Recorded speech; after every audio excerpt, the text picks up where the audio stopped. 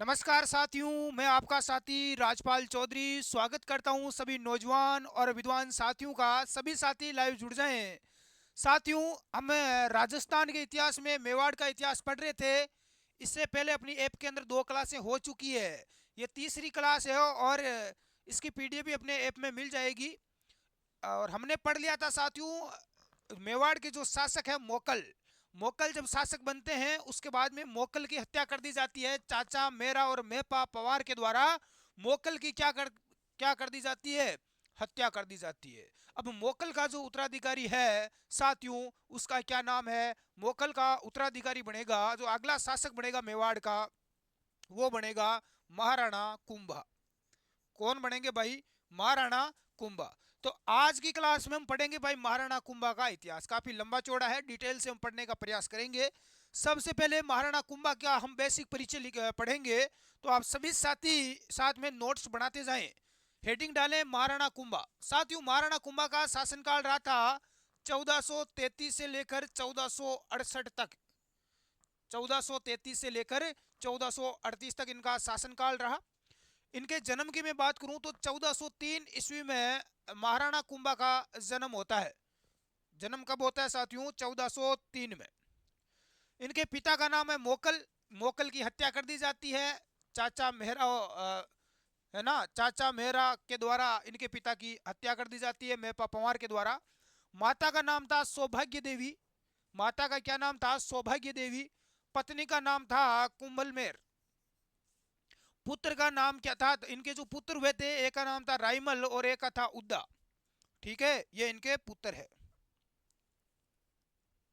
एक बार नोट करें आप। पत्नी का नाम कुंभल मेरू है। क्या नाम है पत्नी का, कुंभल मेरू। कुंभल मेरू इनकी पत्नी का नाम है। पुत्र हुए थे इनके दो, राइमल और उद्दा। इनकी जो पुत्री थी साथियों, पुत्री का नाम है रमाबाई। ये रमाबाई जो संगीत में साहित्य में निपुण थी, जो संगीत साहित्य में निपुण थी रमाबाई। रमाबाई महाराणा कुंभा की ही पुत्री थी। इनका जो राज्य अभिषेक होता है 1403 में जन्म होता है। 30 वर्ष की उम्र में ये शासक बनते हैं 1403, और ये 1433 में चित्तौड़गढ़ दुर्ग में इनका क्या होता है, राज्य अभिषेक किया जाता है। साथियों, यहाँ पर बात करें इनके गुरु का, तो इनके गुरु का नाम है हीरानंद आर्य। गुरु का क्या नाम था, हीरानंद आर्य। इनके जो संगीत गुरु थे उनका नाम है सारंग व्यास। सारंगदेव व्यास इनके संगीत गुरु है, जिन्होंने इनको संगीत की शिक्षा दी। इनके जो साइक संगीत गुरु है उनका नाम है कान्हा व्यास।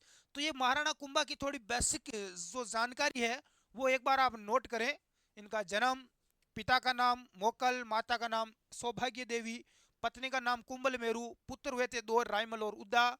पुत्री का नाम रमाबाई, जो संगीत साहित्य में निपुण थी रमाबाई। गुरु का नाम हीरानंद आर्य, संगीत गुरु सारंग व्यास और साइक संगीत गुरु कान्हा व्यास। तो यह बेसिक है, एक बार आप नोट करें। उसके बाद हम आगे बढ़ते हैं। वैसे आपको इसकी पीडीएफ मिल जाएगी। ठीक है, आगे हम पढ़ते हैं साथियों महाराणा कुंभा की उपाधियां। किन किन नामों से इनको जाना जाता है, एग्जाम में यहाँ पर अभी पूछा गया। जो अभी एग्रीकल्चर सुपरवाइजर का जो एग्जाम हुआ था उसमें यहाँ से एक सवाल है, वो परीक्षा में पूछा गया था। इनकी विभिन्न उपाधियों की हम बात करें तो पहला जो इनकी उपाधि हमें देखने को मिलती है, अभिनव भट्टाचार्य। क्या मिलता है साथियों, अभिनव भट्टाचार्य यानी नृत्य भारत। दूसरा, हिंदू सुल्तान। महाराणा कुंभा को हिंदू सुल्तान भी कहा जाता है। राणे राय इन्हें कहा जाता है। राव राय इनको कहा जाता है। अश्वपति यानी अश्व यानी घोड़ा, अश्वपति कहा जाता है। नरपति इन्हें कहा जाता है। दान गुरु, है ना, दान बहुत करते थे इसलिए दान गुरु इन्हें कहा जाता है। हाल गुरु कहा जाता है। क्या कहा जाता है, दान गुरु, हाल गुरु, छाप गुरु, स्थापत्य गुरु, है सेव गुरु, युद्ध गुरु, संगीत गुरु और साहित्य गुरु। अरे सबसे बड़े जो गुरु हैं इतिहास में, जितने भी गुरु हैं वो सारे महाराणा कुंभा के पीछे लगते हैं, क्योंकि इन सब कलाओं में ये निपुण थे। है ना, मेवाड़ के सबसे शानदार, हम इनको शासक इतिहास पढ़ते हैं तो सबसे शानदार इतिहास महाराणा कुंभा का मिलता है।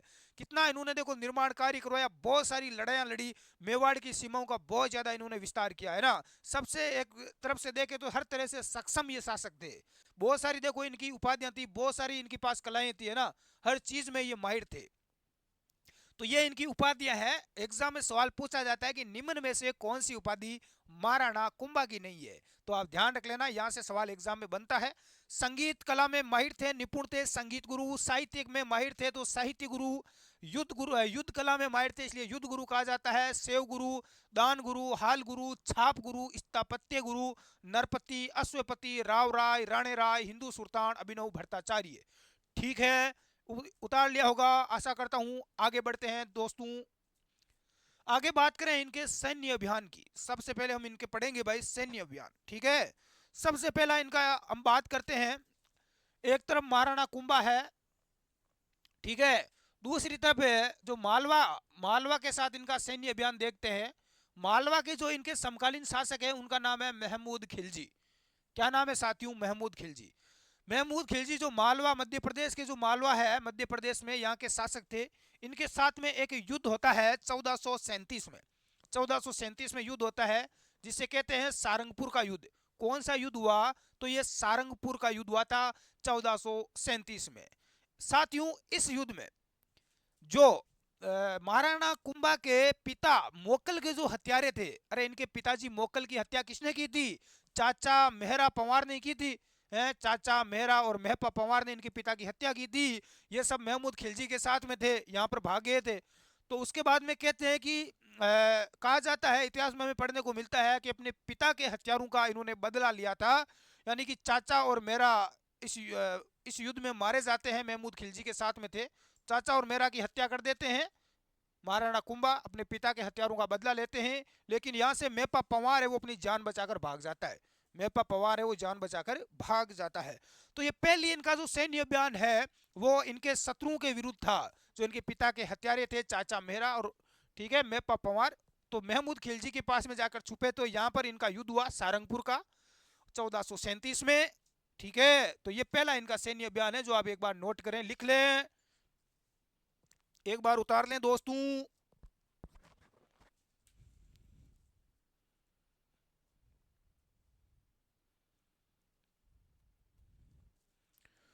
उतार लिया। चलो आगे बढ़ते हैं। सैन्य अभियान वही है पहला। मेहपा पंवार यहां से बचकर भाग जाता है। सारंगपुर का युद्ध होता है। सारंगपुर विजय के उपलक्ष्य में, जब सारंगपुर में विजय के उपलक्ष्य में विजय स्तंभ का निर्माण करवाते हैं। इस युद्ध की विजय के बाद में चित्तौड़गढ़ के दुर्ग में विजय स्तंभ का निर्माण करवाते हैं। किसका निर्माण करवाते हैं? विजय के उपलक्ष्य में विजय स्तंभ बनवाते हैं। विजय स्तंभ का क्या करवाया? निर्माण करवाया। ये भी ध्यान रख लेना। विजय स्तंभ कहां पर है? चित्तौड़गढ़ के दुर्ग में है। ठीक है, तो सारंगपुर युद्ध के विजय उपलक्ष्य में महाराणा कुंभा ने विजय स्तंभ का निर्माण करवाया। नंबर 2 इनका जो दूसरा सैन्य अभियान है वो था राठौड़ों के विरुद्ध। क्योंकि राठौड़ों का प्रभाव है वो मेवाड़ रियासत में काफी बढ़ गया था। मारवाड़ के राठौड़ों का जब प्रभाव ज्यादा बढ़ गया था तो इनके बढ़ते प्रभाव को रोकना इनका दूसरा टारगेट रहा, है ना। तो देखो, मारवाड़ के राठौड़ों के प्रभाव को रोका। यहां पर पढ़ते हैं थोड़ा। मालवा अभियान के दौरान सिसोदिया सरदार राघव चेतन ये लाखा का पुत्र और रणमल के बीच में विवाद हुआ तथा राघव चेतन की इसमें रणमल क्या कर देता है साथियों? ये रणमल राठौड़ इसकी राघव देव की क्या कर देता है? हत्या कर देता है। विवाद होता है, इस विवाद में राघव देव की क्या कर दी? हत्या कर दी रणमल ने। 1438 में दासी भारमली के सहयोग से, अब दासी भारमली के सहयोग से, ये दासी किसकी थी? ये रणमल की थी। अरे रणमल की खास थी, लेकिन बाद में जो महाराज अब शासक कौन बन गए? महाराणा कुंभा बन गए। तो अब राजा के खिलाफ तो भारमली जाएगी नहीं है, इसलिए ये भारमली के सहयोग से महाराणा कुंभा ने रणमल की क्या कर दी? जहर देकर हत्या करवा दी। अरे भारमली दासी बहुत सुंदर थी, इसका काफी प्रभाव था मेवाड़ में। तो ये भारमली क्या करती है साथियों? महाराणा कुंभा कहते हैं भारमली को कि भारमली तेरे तो रणमल खास है, तू जो बोलती है वही करता है। ये भारमली रणमल के साथ ही रहती थी। तो महाराणा कुंभा भारमली को काफी लालच देते हैं, थोड़ा बहुत पैसों का, धन का, और उसके बाद में इस भारमली के सहयोग से इस रणमल को क्या दे दिया जाता है? जेर दे दिया जाता है। ये रणमल के इनके बारे में हम पहले पढ़ चुके हैं, ये मारवाड़ का था। ठीक है, अब हो गई भाई रणमल का भी खेल खत्म हो गया। पुरानी शत्रुता है वो पूरी मिटा रहे हैं ना। रणमल की हत्या के बाद उसका पुत्र जोधा, रणमल का पुत्र था साथियों जिसका नाम था जोधा। ये यहीं रहते थे सारे जोधपुर वाले हैं, ये यहीं पड़े रहते थे मेवाड़ में। तो जोधा क्या करता है साथियों, मंडोर भाग जाता है। अब जोधा को पता चला कि मेरे पिता की तो हत्या कर दी, अब मेरी बारी है, मुझे नहीं छोड़ेगा, इसलिए ये जोधा यहाँ से जान बचाकर मंडोर भाग जाता है। कहाँ भाग गया, मंडोर। ठीक है। राणा कुंभा ने जोधा का पीछा करिया। अरे पीछा करेंगे, जोधा छोड़े कुंभा जी छोड़ेंगे थोड़ी, छोड़ने वाला नहीं है रे। पीछा करते हेतु राणा चुंडा के नेतृत्व में मंडोर सेना भेजी। राणा चुंडा, जिसे मेवाड़ का भीष्म पितामह कहा जाता है, इसको सेना लेकर भेजा कि जा, रणमल की औलाद जोधा ने, जोधा को छोड़ना नहीं है। अब जोधा का पीछा किया। जोधा आगे भाग रहा है, चुंडा सेना लेकर मेवाड़ से पीछे भाग रहा है। जोधा दौड़ते दौड़ते जान बचाकर घोड़े पर बैठकर कहाँ पहुंच गया रे, मंडोर जोधपुर पहुंच गया। ठीक है, इतना उतारो, फिर हम देखे आगे बढ़ते हैं। आगे क्या होता है देखे इस जोधा का। गुरुजी जोधा की मौत आएगी, मौत आएगी, बच्चे को नहीं, क्योंकि इसके पिता के कुकर्मों की सजा इसको मिल रही है। ये वही जोधा है जिसने जोधपुर बसाया था, है ना। तो इसका मतलब बस तो गई इसकी जान, तभी जोधपुर बसाया। चलो अब देखो, जोधा आगे भाग रहा है, चुंडा पीछे भाग रहा है। होगा क्या गुरुजी, जोधा युद्ध नहीं करेगा रे। जोधा का निर्वासित काल, यानी जोधा को भागना पड़ा, निर्वासित होना पड़ा। सबसे पहले मेवाड़, मेवाड़ से जोधा भागता है मंडोर। मेवाड़ से दौड़कर कहाँ चला जाता है, मंडोर। लेकिन मंडोर में चुंडा पीछे आ गया सेना लेकर। किसने भेजा चुंडा को, महाराणा कुंभा ने भेजा। मंडोर से ये भागता है साथियों काहुनी गांव, काहुनी कहां पर है, बीकानेर में भाग जाता है। लेकिन यहां पर भी पीछे चला गया। अरे जीवड़ा, ओ तो को नहीं छोड़े, अब कहीं करा। तो ये बीकानेर से भाग जाता है वापस भद्राजूण।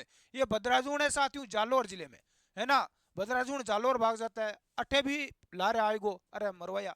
अटू जान बचार भाग जाता है सिवाना, सिवाना दुर्ग बाड़मेर में है। यहाँ से वागड़ की ओर भाग जाता है। वहां से सोजत पहुंचता है, सोजत की मेहंदी लाइजो बालमा, सोजत की मेहंदी प्रसिद्ध है, सोजत पाली पहुंच जाता है। और यहाँ पर क्या बच जाती है, इसकी जान बच जाती है। यहाँ पर चुंडा कहता है भागने जो रहे भगोड़े को हम नहीं मारेंगे, अब जाने दो है। तो यहाँ पर यहाँ तक क्या होता है साथियों, ये जोधा का निर्वासित काल है। जोधा को कहाँ का भागना पड़ा, ध्यान रख लेना। जोधा जिसने जोधपुर बसाया, मारवाड़ का शासक बना आगे जाके, इसलिए यार इसको याद रखना। सोजत में क्या होता है साथियों, सोजत तक भागता गया, पीछा नहीं छूटा। जो दो क्यों रे क्या अगर राजीपो तो करवा लियो, मैं पग पकड़ लियो, मारी लाड़ तो छोड़ दियो रे मोटियारा। अब होता है क्या है, सोजत में हंसाबाई है ना, इसकी बुआ थी, हंसाबाई के सहयोग से 1452 और 53 में, 1452 और 53 में आवल और बावल की एक संधि होती है। किसकी संधि होती है साथियों, 1453 में आवल और बावल की, आवल बावल की संधि होती है। किस किस रियासत के बीच में हुई, मेवाड़ और मारवाड़ के बीच में हुई। किस किस शासक के बीच में हुई, तो मेवाड़ का महाराणा कुंभा और मारवाड़ के राव जोधा के बीच में हुई। किसके सहयोग से हुई, हंसाबाई के सहयोग से हुई। ठीक है जीवड़ा। इस संधि में क्या होता है साथियों, मेवाड़ और मारवाड़ का जो युद्ध था वो समाप्त होता है। और मेवाड़ और मारवाड़ की सीमाओं का क्या कर दिया जाता है, निर्धारण कर दिया जाता है कि भाई ये इधर वाली जो कुंभलगढ़ दुर्ग है, इधर वाली सीमा तो मेवाड़ की है, यहाँ से। और इसके कुंभलगढ़ दुर्ग के उधर वाली सीमा किसकी है भाई, मारवाड़ की है। मेवाड़ और मारवाड़ की सीमाओं का निर्धारण हो गया। जोधा की पुत्री, जो चौदह की पुत्री थी जिसका नाम था श्रृंगार देवी, अरे श्रृंगार बहुत ज्यादा करती थी, अरे मेकअप करती। श्रृंगार देवी का विवाह कुंभा के पुत्र राइमल के साथ में हो जाता है। जोधा बोलता है कि ये इसका मुझे कुंभा का भरोसा नहीं है, ये और मुझे छोड़ेगा नहीं, इसलिए ये बोलता है कि हम वैवाहिक संबंध स्थापित कर लेते हैं, अरे रिश्तेदार बन जाते हैं। तो ये क्या करता है साथियों, जोधा अपनी पुत्री श्रृंगार देवी की शादी करवा देता है कुंभा के पुत्र राइमल से, कि अब तो नहीं मारेगा रे, है अब तो मारो बेजी बन गो, अब कौन मारे साथ। ठीक है, ये यहाँ पर हो गया। अब देखो इसके समकालीन शासक कौन कौन थे, महाराणा कुंभा के समकालीन शासक। महाराणा कुंभा का मालवा के साथ संबंध पड़ेंगे साथियों। पहले महमूद खिलजी, महमूद खिलजी मालवा शासक है, होशंग शाह का मंत्री था। महाराणा कुंभा के समकालीन मालवा का संबंध पड़े तो मालवा का शासक कौन था, महमूद खिलजी। मालवा का शासक कौन हो जीवड़ा, महमूद खिलजी था मालवा शासक। ये होशंग शाह का मंत्री था, लेकिन इसके पुत्र अमर खां को ये हटाकर खुद राजा बन जाता है। होशंग शाह के पुत्र अमर खां को ये हटाकर मालवा का शासक बन जाता है महमूद खिलजी। ये बड़ा शक्तिशाली शासक था महमूद खिलजी। अब ये महमूद खिलजी क्या बन जाता है, मालवा का राजा बन जाता है। अब देखो, अब घमासान शुरू होगा खतरनाक वाला। इतना एक बार उतारो देखें, ये आवल बावल की संधि पूछी जाती है मोटियारा। ठीक है, चलो एक बार देखो आरएस में भी सवाल आया था, राजस्थान पुलिस सब इंस्पेक्टर में आया था कि निम्न में से आवल और बावल की संधि के बीच में कौन सा कथन असत्य है। चार ऑप्शन मिले कि आवल और बावल की संधि 1453 में हुई, आवल और बावल की संधि में मेवाड़ और मारवाड़ की सीमाओं का निर्धारण किया गया, महाराणा जो मारवाड़ के शासक थे जोधा और मेवाड़ के शासक महाराणा कुंभा के बीच में हुई, महाराणा सांगा के बीच में हुई। ऑप्शन थोड़ा चेंज कर दिया तो स्टूडेंट भ्रमित हो गया, हंसाबाई के सहयोग से हुई। चलो अगला देखते हैं। अब यहां पर देखो, एक तरफ है अपने महाराणा कुंभा, ये लो भाई महाराणा कुंभा, ए कुंभा जी बेटा है। इधर है भाई दिल्ली, ठीक है। इधर है मालवा, मालवा का शासक कौन है, महमूद खिलजी शासक बन जाता है। कौन बन जाता है, महमूद खिलजी। ये मंत्री था, बाद में राजा बन जाता है, प्रमोशन हो जाता है इसका। इधर है सिरोही, सिरोही के शासक है सैसमल। सिरोही के शासक कौन है, सैसमल। हाड़ौती के, हाड़ौती की बात करें साथियों तो हाड़ौती में महाराणा कुंभा के समकालीन बूंदी के तो शासक थे बाणा और कोटा के थे सांडा, ठीक है। गागरोन की बात करें तो यहाँ का शासक था अचलदास खिंची, अचलदास खिंचीरी वचनी का पढ़ते अचलदास खिंची। नागौर का शासक था फिरोज खां, कौन है, फिरोज खां। और गुजरात का था अहमद शाह, कुतुबुद्दीन शाह। ये इसके क्या थे, समकालीन शासक थे। तो गुरुजी ये इनका क्या हुआ, अरे महाराणा कुंभा इन सबको युद्ध में हराते हैं। अरे कोई तो अधीनता स्वीकार कर लेता है डर के मारे, पहले से ही जाकर तलवार कदमों में रख देता है कि ये लो कुंभा जी मारो मत, हमारी जान बख्श दो जीवड़ा। और कुछ है वो बोलते हैं कि नहीं युद्ध करेंगे, युद्ध करेंगे तो कुछ तो मारे जाते हैं, कुछ युद्ध में हार कर भाग जाते हैं, लेकिन कोई जीत नहीं पाता है। महाराणा कुंभा से कोई जीत नहीं पाया, ठीक है। तो ये लिखो भाई महाराणा कुंभा के समकालीन शासक कौन कौन है। अब इनके बारे में अलग अलग पढ़ेंगे, कब कब इनके बीच में घमासान युद्ध होता है वो हम आगे पढ़ेंगे। चलो उतार लिया, एक बार बीच में रोक के स्क्रीनशॉट ले लो या रोक के लिख लो। अब सबसे पहले पढ़ेंगे मालवा के साथ संबंध, महाराणा कुंभा का मालवा के साथ संबंध, हेडिंग डालो। इधर है अपने कुंभा जी, ठीक है। इधर है मालवा, मालवा के शासक है महमूद खिलजी प्रथम। महमूद खिलजी प्रथम, इसने शरण दे दी महाराणा कुंभा के शत्रु, पिता के हत्यारे चाचा मेहरा और मेपा पंवार को, ठीक है। महमूद खिलजी ने क्या दे दी भाई, शरण दे दी।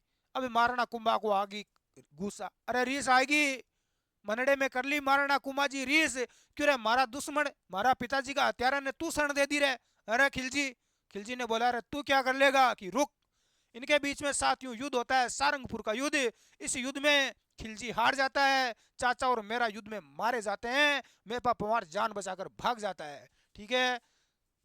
और इस युद्ध के बाद में महमूद खिलजी का सेनापति अमर उमर खां ये कुंभा की शरण में आ जाता है, कुंभा के चरणों में आकर बैठ जाता है, कह रहा है कुंभा जी जान बख्शिए, मार मती डोकरा, ठीक है। तो ये पहला हो गया मालवा के साथ संबंध। चलो आगे बढ़ते हैं जीवड़ा। अब और क्या, महमूद खिलजी, अरे महमूद खिलजी क्यों रे मन हरा दियो, अरे ये महमूद खिलजी रुकने वाला नहीं है। मालवा का शासक ये पुनः सेना को संगठित करता है और पुनः आक्रमण करता है कुंभलगढ़ दुर्ग पर। कौन आक्रमण करता है भाई, महमूद खिलजी मालवा का शासक क्या करता है साथियों, ये पुनः सेना लेकर बदला लेने के लिए वापस आता है।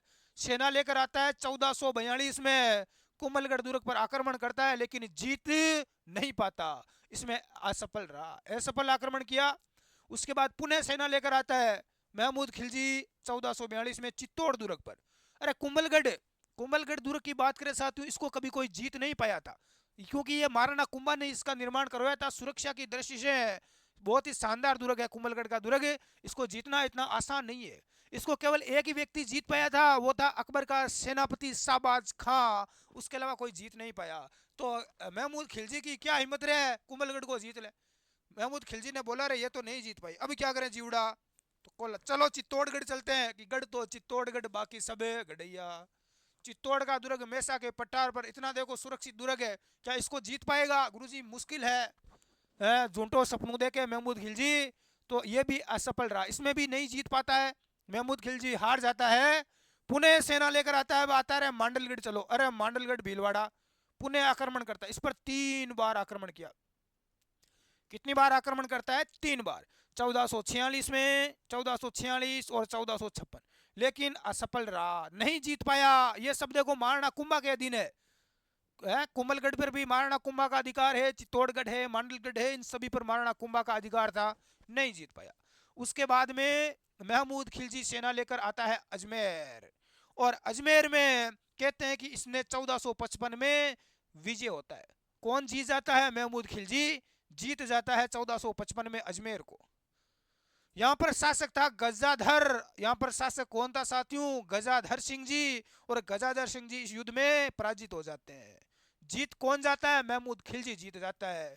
और यहाँ का अजमेर का जो प्रशासक ये कार्यभार सौंपता है, वो सौंपता है महमूद खिलजी किसको? यहाँ का प्रशासक बनाकर बिठा देता है अपना व्यक्ति, जिसका नाम था नियामतुल्ला खां। अब यहाँ का कार्यभार किसको सौंपा? नियामतुल्ला खां।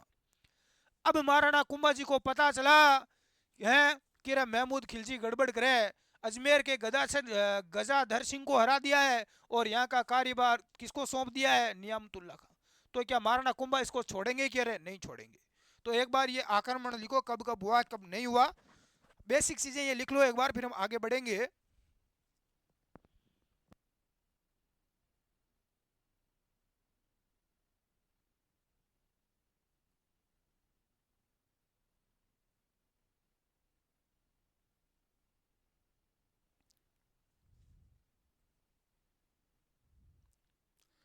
चलो, अब उसके बाद में महमूद खिलजी ने आक्रमण किया साथियों झालावाड़ पर।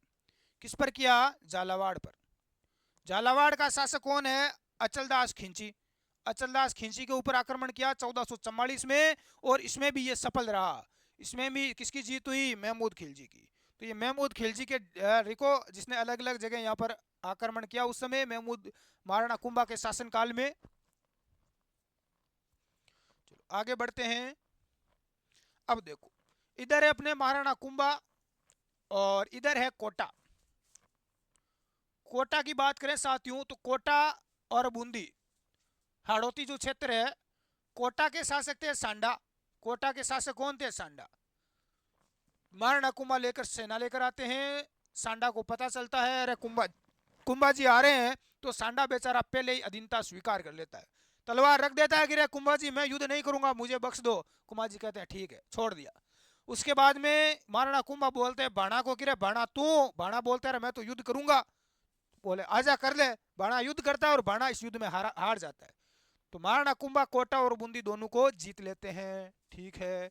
उसके बाद में आक्रमण करते हैं सिरोही पर। सिरोही का शासक है शेषमल। कौन है? शेषमल देवड़ा। और शेषमल भी इस युद्ध में पराजित हो जाता है। इधर बचा अपना नागौर। नागौर का शासक है फिरोज खां। और फिरोज खां की बात करें तो इसके पुत्र है, इसका नाम सेम्स खां है, दूसरा है मुजीद खां। अब इन दोनों पुत्रों में क्या हो जाता है साथियों? विवाद हो जाता है। शम्स खां बोलता है मैं राजा बनूंगा, और मुजीद खां बोलता है मैं बनूंगा। उसके बाद में ये शम्स खां क्या करता है? महाराणा कुंभा की शरण में आ जाता है, और महाराणा कुंभा इसको क्या बना देते हैं? नागौर का राजा बना देते हैं। किसको? शम्स खां को। ये इतना उतारो भाई, नागौर के साथ में, सिरोही के साथ में और कोटा बूंदी के साथ में सैन्य अभियान।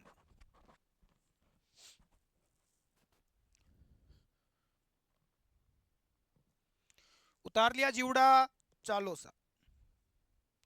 अब देखो गुजरात के साथ में देख लेते हैं। अब देख लेते हैं गुजरात के साथ में संबंध। महाराणा कुंभा का गुजरात के साथ में क्या संबंध रहा? महाराणा कुंभा इधर गुजरात के शासक है कुतुबुद्दीन शाह। कौन है? कुतुबुद्दीन शाह। ठीक है। शाह आक्रमण करता है कुतुबुद्दीन शाह कुंभलगढ़ दुर्ग पर। किस पर करता है? कुंभलगढ़ दुर्ग पर 1455 में कुतुबुद्दीन शाह आक्रमण करता है और पराजित होकर वापस भाग जाता है। युद्ध में हार जाता है कि औरवाजाई भाव बिकेजर है। चालो साथियों, उसके बाद में इनके बीच में कुतुबुद्दीन शाह के और महाराणा कुंभा के बीच में 1457 में बदनौर का युद्ध होता है। और नहीं रुकता है और युद्ध करता है बदनौर का युद्ध। और इस युद्ध में क्या होता है साथियों? महाराणा कुंभा की विजय होती है। और यहाँ पर इन दोनों के बीच में एक संधि भी होती है जिसे बोलते हैं चंपानेर की संधि। कब हुई थी? 1456 में। भीलवाड़ा में कुशाल माता का इस युद्ध की जब विजय होती है महाराणा कुंभा की, बदनौर विजय इस युद्ध में, उसके बाद महाराणा कुंभा भीलवाड़ा में कुशाल माता का एक मंदिर भी बनवाते हैं। किसका बनवाते हैं? कुशाल माता का एक मंदिर भी बनवाते हैं। इतना नोट करो एक बार। तो भीलवाड़ा में कुशाल माता का मंदिर किसने बनवाया? महाराणा कुंभा ने।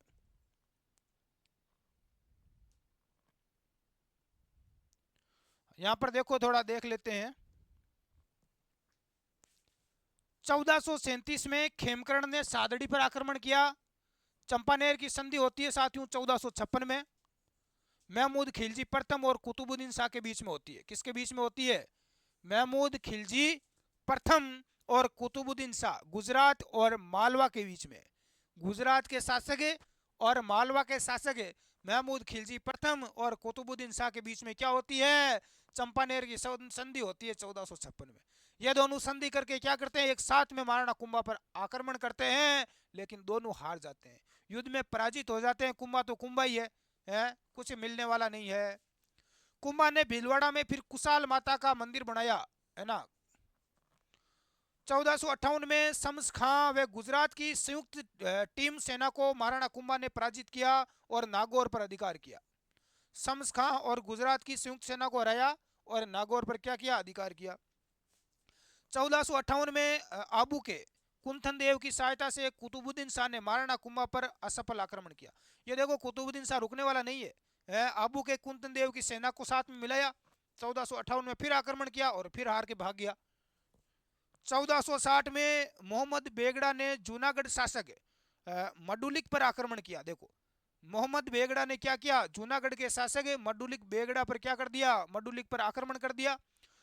मंडुलिक ये महाराणा कुंभा का दामाद था। महाराणा कुंभा का क्या था? दामाद था। कौन था? मंडुलिक, यानी कि रमाबाई का पिता। रमाबाई किसकी पुत्री थी? महाराणा कुंभा की। और रमाबाई के और इनके पिता मंडुलिक पर कौन करता है आक्रमण? मोहम्मद बेगड़ा करता है 1460 में। यानी कि अपने दामाद के ऊपर आक्रमण कर रहा है, यानी दुश्मनी मोल ले रहा है ना। 1460 में कुंभा ने क्या किया? मंडुलिक ने मिलकर बेगड़ा को हराया। अब महाराणा कुंभा क्या जाएगा? सहायता करने जाएगा, अपने दामाद की सहायता करने जाते हैं और महमूद बेगड़ा को वापस यहाँ से खदेड़ देते हैं, पराजित करते हैं। घुटने टेक दिए इसने युद्ध में। चलो उतारो।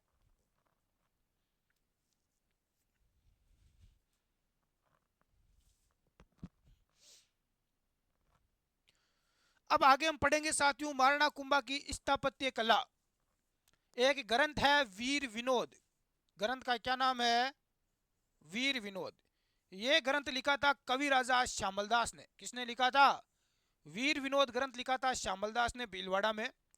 इसमें महाराणा मेवाड़ के महाराणा ये सज्जन सिंह से आश्रित कवि थे, अक्षित नहीं आश्रित।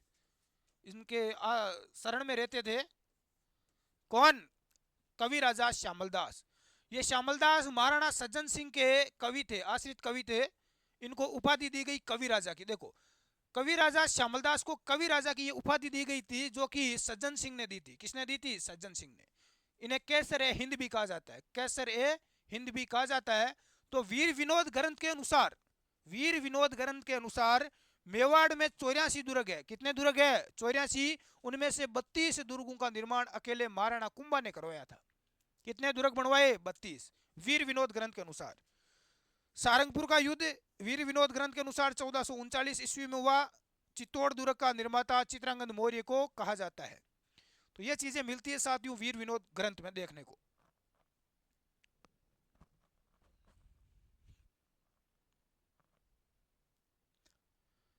अब सबसे पहले हेडिंग डालो महाराणा कुंभा की स्थापत्य कला में कुंभलगढ़ दुर्ग। कौन सा दुर्ग भाई? कुंभलगढ़ दुर्ग। तो कुंभलगढ़ दुर्ग का क्या करवाया? निर्माण। कुंभलगढ़ दुर्ग का निर्माण किसने करवाया? राणा कुंभा ने करवाया। बहुत बड़ा दुर्ग है भाई कुंभलगढ़ का। पढ़ चुके हम राजस्थान के दुर्गों में कुंभलगढ़ का दुर्ग, है ना। तो महाराणा कुंभा ने इसका निर्माण करवाया। इसका वास्तुकार था मंडन। कुंभलगढ़ दुर्ग का वास्तुकार कौन था भाई? मंडन था, जिसने इसका नक्शा बनाया था। ये जो पहाड़ी है जरगा पहाड़ी पर बना हुआ है। किस पहाड़ी पर? जरगा। चित्तौड़गढ़ दुर्ग का आधुनिक निर्माता महाराणा कुंभा को कहा जाता है। चित्तौड़गढ़ दुर्ग का आधुनिक निर्माता। इस दुर्ग में कुंभा के काल में चित्रकूट कहा जाता था। चित्तौड़गढ़ के दुर्ग को महाराणा कुंभा के शासनकाल में किस नाम से जाना जाता था? चित्रकूट। चित्रकूट के नाम से जाना जाता था। नंबर 3, चित्तौड़गढ़ दुर्ग में मालवा विजय के उपलक्ष्य में 9 मंजिला विजय स्तंभ का निर्माण करवाया। मालवा के युद्ध में जब विजय हुई तो इस विजय के उपलक्ष्य में विजय स्तंभ का निर्माण किसने करवाया? महाराणा कुंभा ने करवाया, जो कि 9 मंजिला है। कितने मंजिल है? 9। अगले नोट लगाकर लिखो, विजय स्तंभ का जीर्णोद्वार स्वरूप सिंह ने करवाया था। बाद में इसकी एक 9वीं मंजिल पर बिजली गिर गई थी, जिसे वो ध्वस्त हो जाती है, तो उसका पुनः निर्माण यानी जीर्णोद्वार किसने करवाया था? बाद में इसका आगे शासक बनते हैं स्वरूप सिंह, वो करवाते हैं। विजय स्तंभ का साथियों वास्तुकार यदि पूछे तो इसका वास्तुकार कौन है? जेता। इसका वास्तुकार है जेता। पहला स्मारक जिस पर डाक टिकट जारी किया गया, राजस्थान का पहला ऐसा स्मारक है जिस पर डाक टिकट जारी हुआ। और राजस्थान का पहला विजय स्तंभ कहां पर है? ये देखो, पहला स्मारक है जिस पर डाक टिकट जारी हुआ। यदि आपको पूछे कि राजस्थान का पहला विजय स्तंभ कौन सा है, तो वो बयाना दुर्ग है साथियों। बयाना दुर्ग, जो कि समुद्र गुप्त ने बनवाया था। विजय स्तंभ किसने बनवाया था? पहला विजय स्तंभ समुद्र गुप्त ने, बयाना दुर्ग में। ठीक है, ये याद रख लेना। राजस्थान का पहला विजय स्तंभ बयाना दुर्ग में है। और ये मालवा विजय के बाद में सारंगपुर विजय के उपलक्ष्य में बनवाया था महाराणा कुंभा ने। विजय स्तंभ 9 मंजिला चित्तौड़गढ़ दुर्ग में बना हुआ है। राजस्थान पुलिस में लोगों में आपको ये देखने को मिलता है विजय स्तंभ। उतारो एक बार, फिर हम आगे की ओर रुख करते हैं। उसके बाद में महाराणा कुंभा की स्थापत्य कला की बात करें तो इन्होंने बैराट गढ़ का निर्माण करवाया भीलवाड़ा में। भोमट दुर्ग बनवाया उदयपुर में। उदयपुर का जो भोमट दुर्ग है ये महाराणा कुंभा ने बनवाया था। इसके अलावा अचलगढ़ दुर्ग सिरोही में है, इसका निर्माण करवाया। बसंतीगढ़ दुर्ग आबू में है, इसका निर्माण महाराणा कुंभा ने करवाया। यह भी एग्जाम में पूछा जाता है। चित्तौड़ में कुंभा श्याम मंदिर का निर्माण करवाया। दिल्ली में बिरला मंदिर का निर्माण करवाया। कुंभलगढ़ में मामादेव कुंड का निर्माण करवाया। यह भी पूछा जाता है। मामादेव कुंड कहां पर है? कुंभलगढ़ में है, जिसका निर्माण महाराणा कुंभा ने करवाया था। नोट लगाकर लिखे, मामादेव कुंड सिवाना दुर्ग बाड़मेर में है। मामादेव कुंड कहां पर है भाई? सिवाना दुर्ग। मामादेव कुंड यदि पूछे तो ये सिवाना दुर्ग बाड़मेर में है। कुंभा के काल में चित्तौड़गढ़ में वेलका द्वारा श्रृंगार चौरी मंदिर का निर्माण करवाया गया। श्रृंगार चौरी एक मंदिर है जिसका निर्माण वेलका के द्वारा करवाया गया। यह स्थल रमाबाई वागीश्वरी का विवाह स्थल है। यहाँ पर महाराणा कुंभा की पुत्री रमाबाई का विवाह हुआ था, श्रृंगार चौरी जिसे कहा जाता है। कुंभा के काल में मंत्री रणकसा के द्वारा वास्तुकार देवका के निर्देशन में रणकपुर जैन मंदिर का निर्माण करवाया गया। यह भी एग्जाम में पूछा जाता है। रणकपुर जैन मंदिर का निर्माण किसने करवाया? तो महाराणा कुंभा के शासनकाल में ही रणकपुर जैन मंदिरों का निर्माण करवाया था। ठीक है, इनके मंत्री थे महाराणा कुंभा के, जिनका नाम था क्या नाम था? दरणकसा। दरणकसा के द्वारा इसका वास्तुकार कौन है? जैन मंदिर, रणकपुर जैन मंदिर के वास्तुकार है देपाक। कौन है? देपा। तो इनके निर्देशन में इसका निर्माण करवाया गया।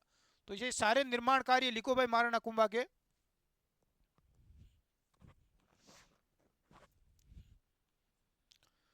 आगे बात करें साथियों महाराणा कुंभा की निर्माण कार्य की।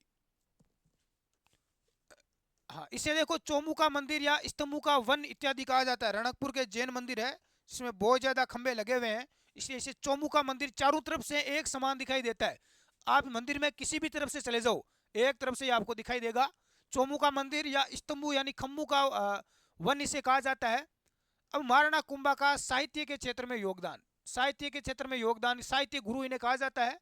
तो महाराणा कुंभा के द्वारा देखो बहुत सारे ग्रंथ है वो लिखे गए। कौन कौन से ग्रंथ है? पहला है संगीत राज। संगीत राज ये 5 भागों में विभक्त है।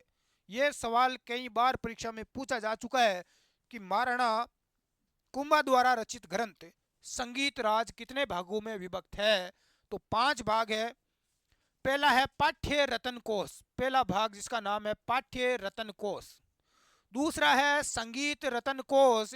नंबर 3 है वाद्य रतन कोश, नृत्य रतन कोश और रस रतन कोश। ये टोटल इसके 5 भाग है। पांचों के नाम याद रखना, एग्जाम में पूछा जाता है कि कौन सा निम्न में से कौन सा भाग है जो महाराणा कुंभा द्वारा रचित संगीत राज का नहीं है? तो पाठ्य है, गीत है, वाद्य है, नृत्य है और रस है। और साथियों पढ़ोगे तभी तो संगीत सीखोगे। संगीत किसे बजेगा? वाद्य यंत्र से बजेगा, तो वाद्य हो गया। और वाद्य यंत्र देखो, पहले पढ़ना है, उसके बाद में गाना है। पहले तो पढ़ना है, उसके बाद में गाना है। तो पाठ्य हो गया, गाना से गीत हो गया, गीत गाओगे। तो गीत गाओगे तो क्या जरूरी है साथ में वाद्य यंत्र बजाना? अरे ढोलक बजेगा तभी तो गीत गाओगे। तो गीत वाद्य यंत्र बजेगा तो नृत्य करेंगे। अब कुछ बजेगा तभी नृत्य करेंगे, नृत्य हो गया। इससे क्या मिलेगा? आनंद मिलेगा भाई, रस मिलेगा है, आनंद रस मिलेगा। चलो ये हो गया। नंबर दो, कुंभा द्वारा रचित जो ग्रंथ है, नंबर एक संगीतराज है, नंबर दो है संगीत मीमांसा, नंबर तीन संगीत रत्नाकर, नंबर चार काम शास्त्र पर आधारित काम प्रबोध, नंबर चार है काम प्रबोध। ये टोटल देखो साथियों, इनके द्वारा लिखित जो ग्रंथ है। नंबर पांच शूड प्रबंध, पांच इनके द्वारा लिखित ग्रंथ, उनके द्वारा पांच ग्रंथ है प्रमुख। संगीत राज, संगीत मीमांसा, संगीत रत्नाकर, काम शास्त्र पर आधारित काम प्रबोध, काम प्रबोध और सूड प्रबंध। टोटल कितने हो गए? पांच, जिसमें संगीत राज है वो पांच भागों में बंटा हुआ है। विजय स्तंभ की 9वीं मंजिल पर राणा कुंभा ने कीर्ति स्तंभ प्रशस्ति की रचना करवाई थी। ठीक है, कीर्ति स्तंभ प्रशस्ति की रचना विजय स्तंभ की 9वीं मंजिल के ऊपर करवाई गई। इसकी रचना कवि अत्रि ने शुरू की थी और पूरी मेष ने की थी। कीर्ति स्तंभ पर एक प्रशस्ति का मतलब होता है पत्थर पर खुदाई करके लिखा गया लेख। तो प्रशस्ति एक लिखवाई थी महाराणा कुंभा ने, और इसकी रचना इनके कवि अत्रि ने की, शुरू कर दी उस पर लिखना, और बाद में अत्रि की मृत्यु हो गई तो उसके बाद में पूरी की थी मेष ने। ठीक है, तो अत्रि और मेष का नाम भी पूछा जाता है। तो ये महत्वपूर्ण जानकारी है जो आप नोट करें भाई। फिर हम आगे रुक करते हैं।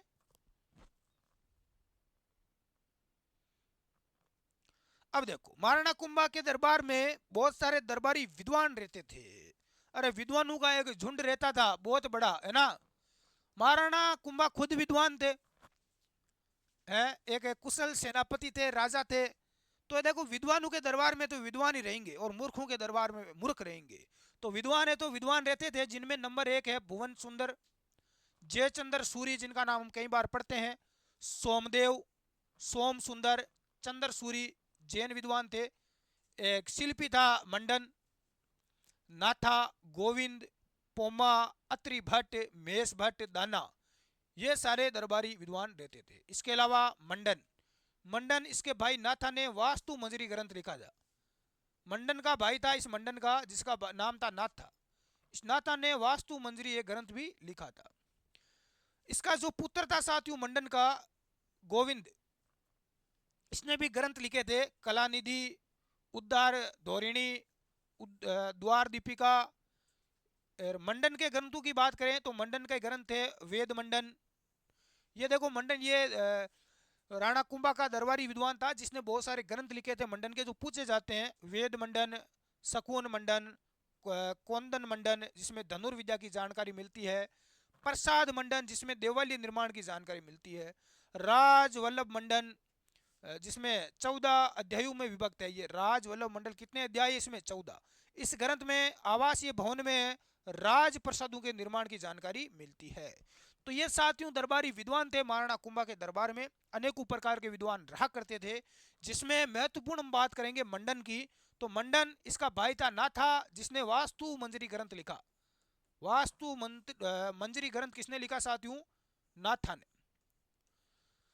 इसके जो मंडन का पुत्र था गोविंद, गोविंद ने ग्रंथ लिखा था कलानिधि, उद्धार धोरिणी, द्वार दीपिका। ठीक है, ये इसके पुत्र गोविंद के ग्रंथ है।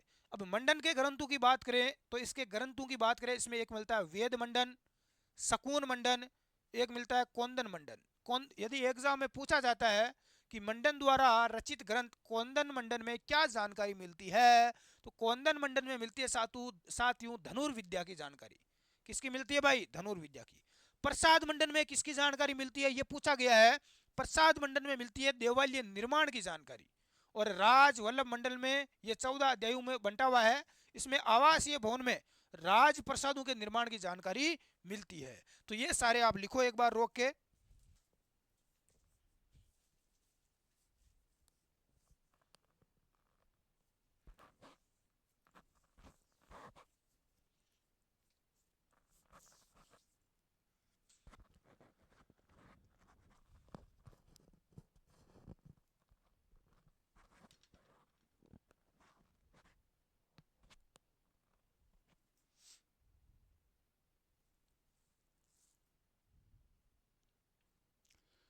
आगे साथियों बात करें हम रूप मंडन की। यहां तक हमने पढ़ा नंबर 5 तक राजवल्लभ मंडन जो मंडन के द्वारा लिखित है। अगला ग्रंथ है जिसका नाम है रूप मंडन। क्या नाम है भाई? रूप मंडन। ये 6 अध्यायों में विभक्त है। ये मूर्ति कला विषय से संबंधित है। मूर्ति कला का इसमें अध्ययन आप कर सकते हो। अध्याय में जैन धर्म की मूर्तियों से संबंधित जानकारी मिलती है 6 अध्याय में। नंबर 7 पर है रूपावतार मंडन। रूपावतार मंडन में मूर्ति कला से संबंधित है ये ग्रंथ और इसमें 8 अध्यायों में ये बंटा हुआ है। अलग अलग 8 चैप्टर है इसमें। नंबर 8 है वास्तु मंडन जिसमें वास्तुकला से संबंधित जानकारी मिलती है। नंबर 9 पर है वास्तुसार। तो ये देखो साथियों मंडन के रचित ग्रंथ है जो एग्जाम में यहाँ से एक सवाल पूछ लिया जाता है। ठीक है, ये मंडन के सारे ग्रंथ लिखो जितने भी 5 पीछे लिखे हमने और 6, 7, 8 और 9 यहाँ पर लिखो 9 नंबर तक। रूप मंडन, रूपावतार मंडन, वास्तु मंडन और वास्तुसार। रूपावतार मंडन में मूर्ति कला से संबंधित जानकारी मिलती है और रूप मंडन में किसकी मिलती है? मूर्ति कला विषय से संबंधित जैन धर्म की जो मूर्तियां हैं उनसे संबंधित जानकारी हमें देखने को मिलती है। महाराणा कुंभा के पुत्र, 2 पुत्र हमने पहले बताए पढ़ लिए। कौन कौन है 2 पुत्र? एक तो उद्दा और एक है राइमल। 2 पुत्र है, एक का नाम उद्दा है और एक का नाम क्या है? राइमल।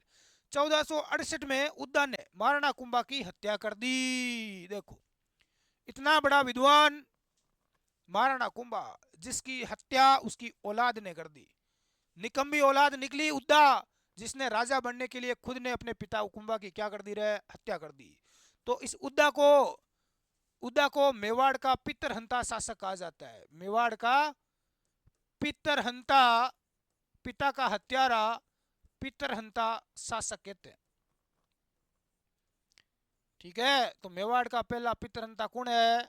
उद्दा ऐसा 1468 में महाराणा कुंभा की हत्या कर देता है। और हत्या कहां पर की गई? मामादेव कुंड कुंभलगढ़ में।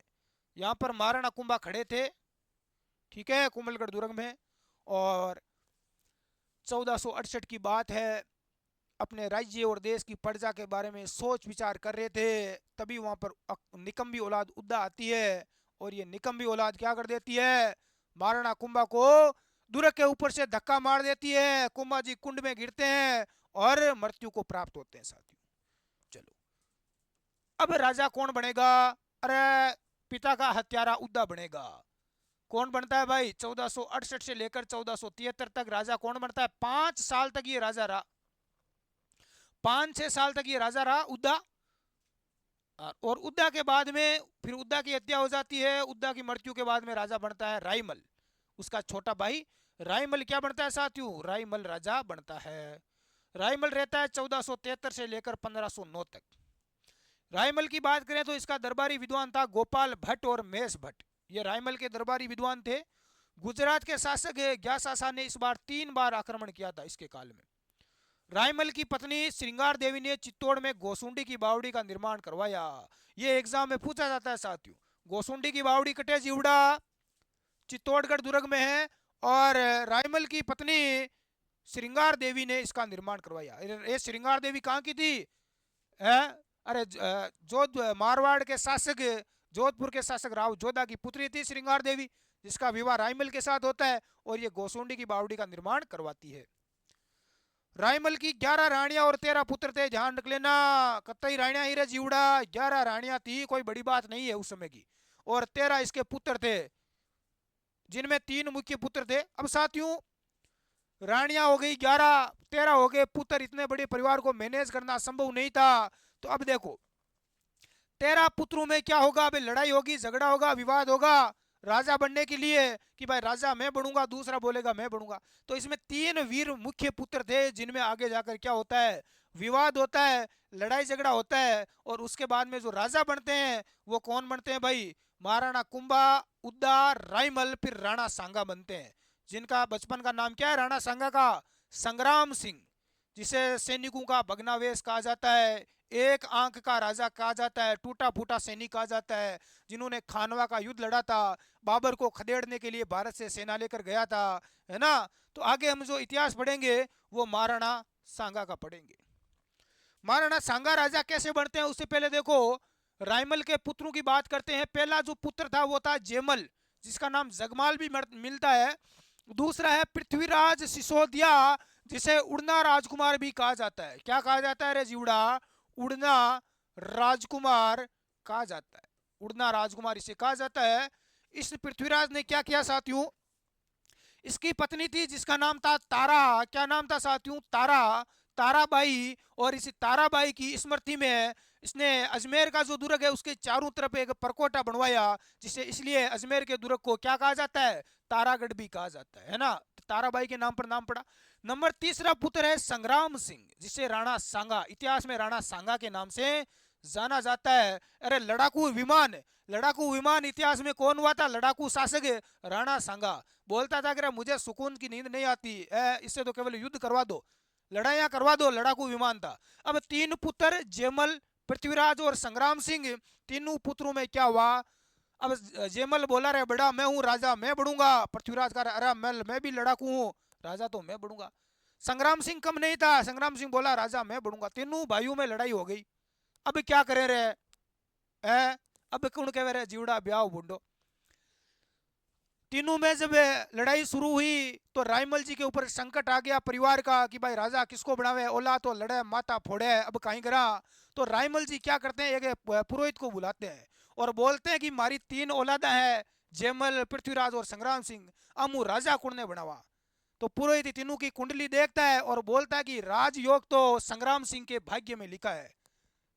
जयमल और पृथ्वीराज कह रहा मरवाया रे जीवड़ा, वो तो पुरोहित तो मारना क्या।